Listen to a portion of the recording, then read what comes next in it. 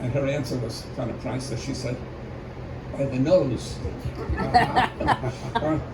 For some reason, Jews were not only by noses, but Jews were identifiable. The woman that was going to drown me and take me out of the carriage somehow knew that my mother was Jewish. And if they made a mistake, big deal. So they made a mistake. These are crazy people anyway.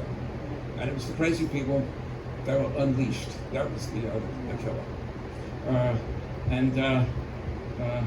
me just see if I forgot something.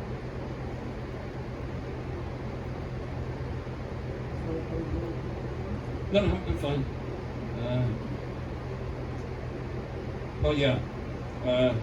My aunt, my mother's sister, Martha Augusta, lived in an apartment in Baden. Baden's a little town outside of Vienna. That's where my mother and her family lived.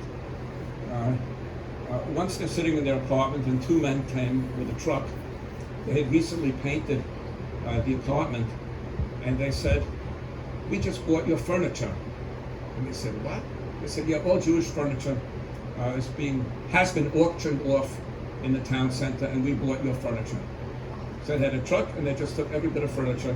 And they weren't rich people. They just took all the furniture they had. They were sitting on the box. That was the starters. Then they took all the Jews in this little town, and they threw them into the basement overnight. And as I've heard many times, if you deprive people of sleep and of toilet facilities, you really cause a lot of problems. And so my aunt and uncle, together with my cousin Ellie, who was 15 at the time, were thrown into the cellar. And they said it was really creepy because they didn't know what was going to happen. But they knew one thing, they knew they somehow had to get out of there. Particularly, they had to get their daughter out of there. So they put the daughter on the Kinder transport in England. And in general, I have to say that my family has had really good luck and good relations with the Brits, the English and the Scottish peoples. And this was particularly helpful for my cousin. She ended up living in Oregon and just died a few years ago in the 90s. But that saved her life, and probably a lot of other awful problems for the Nazis. So my uncle Gustav, after this terrible night in the basement, was taken to Dachau. That was, when you were taken to Dachau for starters. But there was a way in the early days that you could get out. If you were a volunteer in the First World War, you could get out of the concentration camps in the early days. The only problem is you had to prove it. And the First World War was quite a while before then. And my aunt tells the story of, he's in Dachau.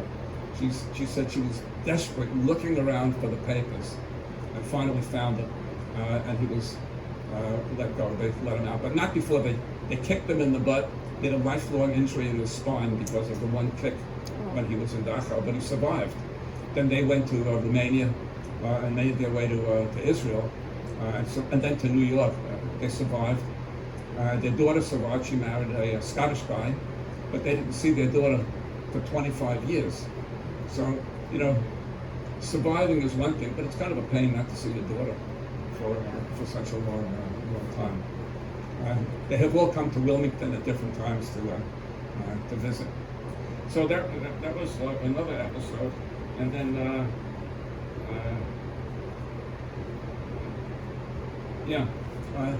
my father told me that there was another thing that the Nazis and their sympathizers would do, which was particularly annoying and dangerous. If you're sitting in a cafe or in a restaurant, some hoodlums would open the door and say, "Juden geht raus," which meant all Jews get out. So you had to pay your bill and get out immediately, otherwise you were really in trouble. And even if you got out, you could be in trouble. So you really weren't safe any place.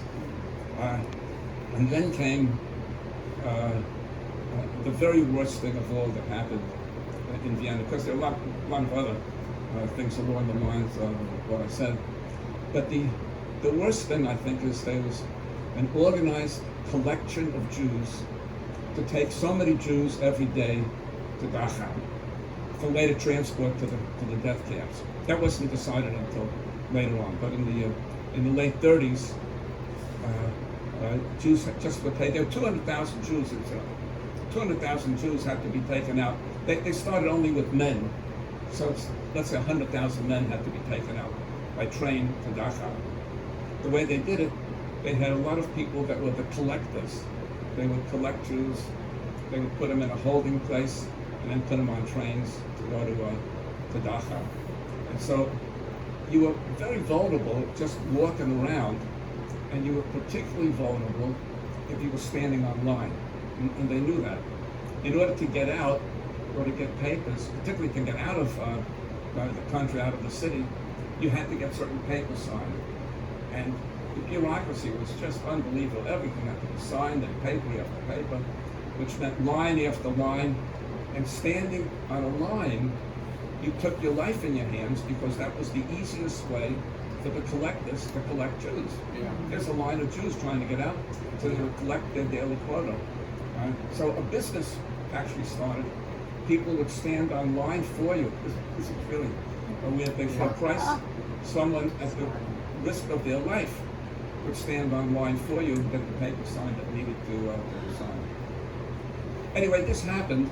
That's sort of a situation that happened with Vienna and my family.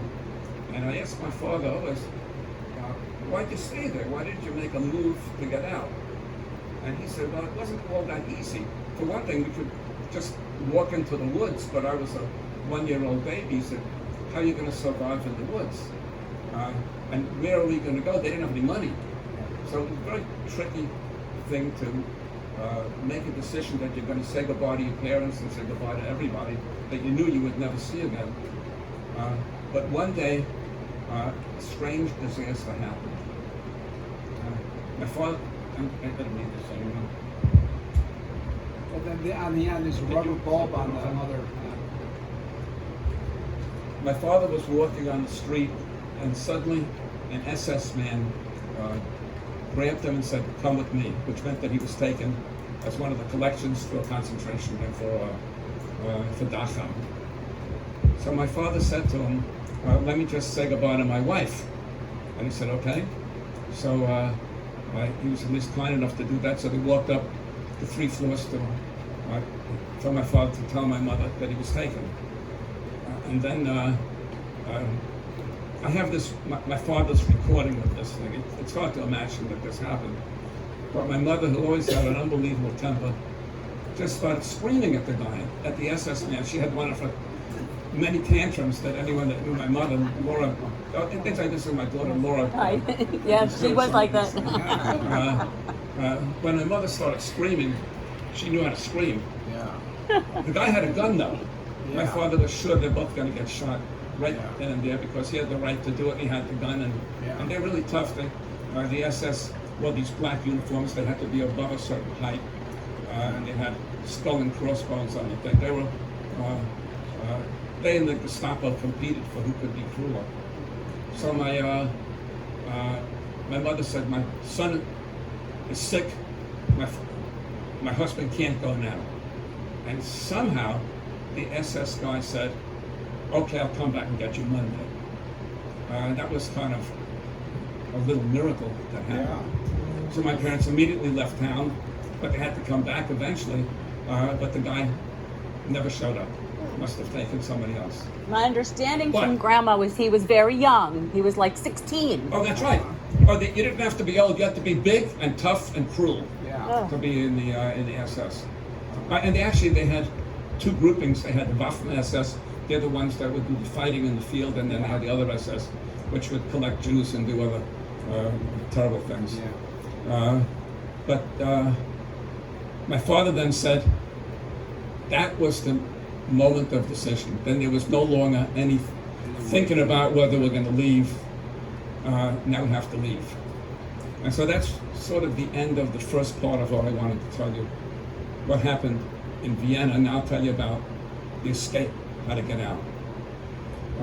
My father knew that he had to get out just as fast as possible, even though he would have to leave my mother and me alone. And he found a trick with the help of his boss, Gentile guy. My father was a salesman of sweaters. He made a deal with the boss where he would give him a collection of sweaters and pretend to be selling in Holland. At that time, I found out that you can get papers to sell in Holland, and of course you have to come back. And the Nazis were always short money, and so that would bring money into Germany, and Vienna was part of Germany at that time. So my father got the collection and left, knowing that he will